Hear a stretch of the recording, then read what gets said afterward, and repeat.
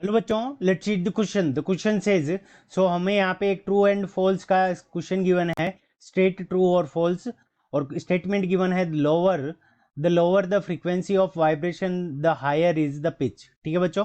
सो इस स्टेटमेंट के अंदर हमें क्या दे रखा है कि अगर फ्रीक्वेंसी लो होती जाए तो पिच क्या हो जाएगा, हाई हो जाएगा। सो इस क्वेश्चन को करने के लिए हम क्या करेंगे, की कॉन्सेप्ट अप्लाई करेंगे। सो की कॉन्सेप्ट, अब की कॉन्सेप्ट के अंदर हमारा जो की कॉन्सेप्ट होगा कि अगर हमारी साउंड की अगर हम पिच देखें, सो ऑफ साउंड, तो अगर हम इसको लिखें pitch of sound, so pitch of sound, तो साउंड का जो पिच होता है वो हमारी क्या होता है कि फ्रीक्वेंसी के प्रोपोर्शनल होता है। साउंड का जो पिच होगा वो हमारी क्या होगा, फ्रीक्वेंसी के प्रोपोर्शनल होगा। सो फ्रीक्वेंसी ऑफ साउंड, तो साउंड का जो पिच होगा वो हमारी उसकी फ्रीक्वेंसी के क्या होगा, प्रोपोर्शनल होगा।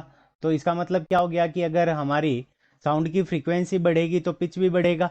तो यहाँ पे हमें क्या दे रखा है कि the lower the frequency of vibration the higher the pitch.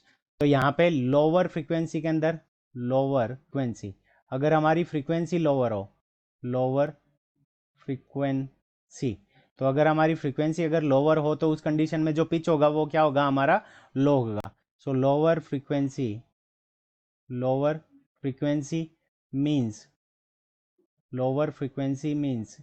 Lower pitch, तो उस साउंड का जो पिच होगा वो हमारा क्या होगा, लोअर होगा, यानी कम होगा, लोअर पिच। तो लोअर पिच होना चाहिए, जबकि यहाँ पे क्या दे रखा है, हायर पिच। तो इसका मतलब जो स्टेटमेंट है वो हमारा क्या हो जाएगा, यहाँ पे फॉल्स हो जाएगा। So this statement is false. So false is the correct answer of this question. I hope you understood it well. Best of luck. Thank you.